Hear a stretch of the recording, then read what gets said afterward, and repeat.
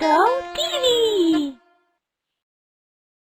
एक बड़े शहर की एक बड़ी सोसाइटी में पिचकू अपने परिवार के साथ रहता है।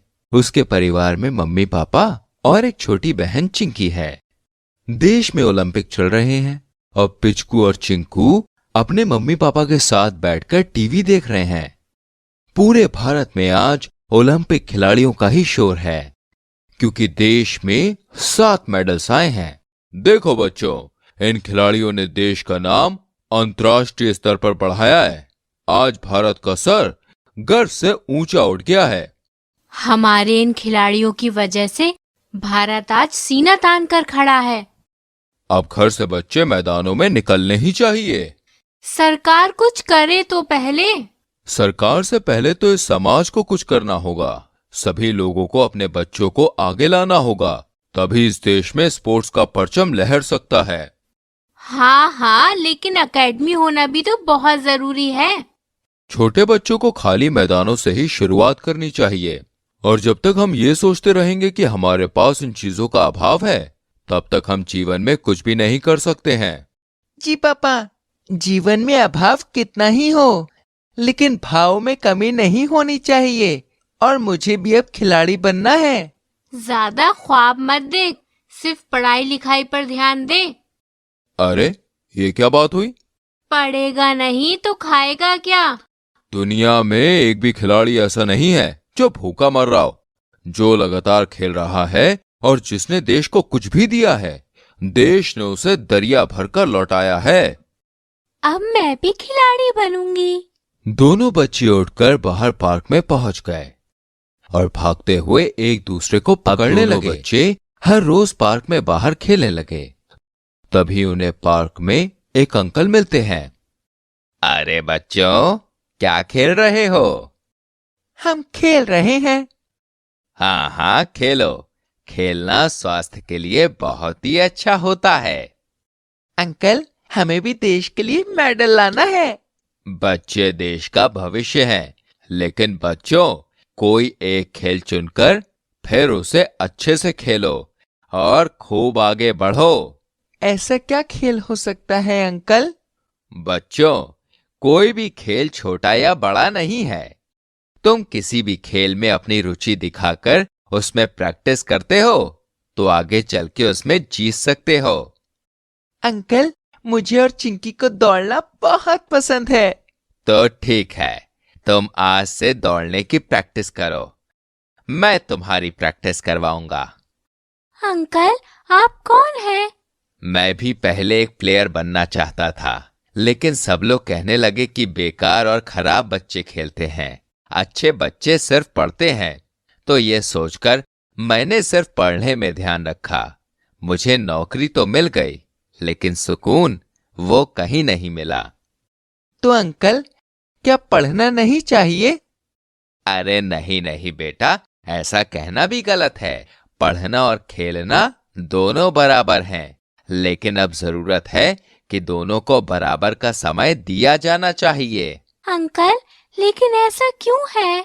खेलने से शरीर और बुद्धि का विकास होता है, जबकि पढ़ने से सोच का विकास होता है। ठीक है अंकल, हम खूब खेलेंगे और खूब पढ़ेंगे। मैं इस सोसाइटी का अध्यक्ष हूँ और मैं यहाँ नए नए प्रोग्राम करवाता रहता हूँ। अब मैं खेल की प्रतियोगिता भी करवाऊंगा और बाकी बच्चों को खेलने के लिए मोटिवेट भी करूंगा। Thank you uncle. अच्छा बच्चों, अब कल मिलते हैं। हम कल से प्रैक्टिस शुरू करेंगे। सोसाइटी के दूसरे बच्चे भी आएंगे। अंकल ये कहकर चले गए और बच्चे भी खेल सीखने की खुशी में अपने घर चले गए। और अगले दिन पिचकू और चिंकी सुबह जल्दी उठकर खेल के मैदान में पहुंच गए और साथ ही अंकल भी सोसाइटी के बाकी बच्चों को लेके वहां आ गए। प्यारे बच्चों, तुम्हारी आज से प्रैक्टिस शुरू होगी। अब तुम सब एक दूसरे से मिल लो और दोस्ती कर लो। अब तुमको एक साथ ही खेलना होगा। बच्चों ने एक दूसरे को अपना परिचय दिया और दोस्ती की। बच्चों, तुम एक बार में कितना दौड़ सकते हो? मैं तो इस पार्क के 5 चक्कर लगा सकता हूँ। और मैं इसके 3 चक्कर लगा सकती हूँ। अंकल, मैं इसके 7 चक्कर लगा सकता हूँ। रुको बच्चों, हम पहले दिन से ही इतना नहीं दौड़ सकते। हमें रोजाना धीरे धीरे दौड़ना होगा। अंकल, अगर हम एक साथ लंबी दौड़ दौड़ेंगे तो क्या होगा? एक साथ दौड़ने के बाद बॉडी बहुत थक जाएगी, इसलिए धीरे धीरे ही स्टैमिना बनता है। ओके अंकल, अब हमको दौड़ने के नियम बताइए। इसके कोई नियम नहीं होते, लेकिन कुछ बातें ध्यान में रखनी होती हैं। आइए आपको बताता हूँ। अंकल ने सभी बच्चों को दौड़ के बारे में कुछ बातें बताई और उनकी प्रैक्टिस शुरू करा दी। अंकल रोजाना बच्चों की प्रैक्टिस कराने लगे। पिचकू, चिंकू, रोहन व बाकी बच्चे भी पूरी लगन और मेहनत से प्रैक्टिस करने लगे। बच्चे अंकल की बताई हुई बातों को ध्यान से सुनते हैं। पिचकू अंकल की बात को बहुत ही गंभीरता से लेता है और वहीं रोहन को फोन के गेम खेलना बहुत पसंद है, इसलिए वो अनमने मन से ही खेलने आता है। हर रोज की तरह बच्चे आज भी ग्राउंड में समय से पहले ही पहुंच गए। अंकल भी ये देखकर बड़े खुश हुए। मैं आज एक घोषणा करूंगा।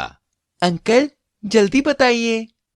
तुम सभी बच्चे इतनी मेहनत कर रहे हो, इसीलिए मैं पूरी सोसाइटी में एक प्रतियोगिता रखूंगा जिसमें गेम्स होंगे और जीतने वाले को एक साइकिल और एक गोल्ड मेडल मिलेगा, और जो दूसरे नंबर पे आएगा उसको सिल्वर मेडल मिलेगा, और तीसरे नंबर पे आने वाले का स्कूल का बैग और बुक्स का खर्चा मैं उठाऊंगा। आज से 15 दिन बाद ये प्रतियोगिता होगी। तब तक सब खूब मेहनत करो। एक दिन बड़े होकर तुम भी देश के लिए गोल्ड मेडल लेके आओगे। इसके बाद सभी बच्चों ने मेहनत शुरू कर दी और प्रतियोगिता का दिन भी आ गया। सभी बच्चे जी जान से दौड़े और फिर पूरी सोसाइटी के सामने रिजल्ट घोषित हुआ, जिसमें पिचकू फर्स्ट, रोहन सेकंड और चिंकी थर्ड आई।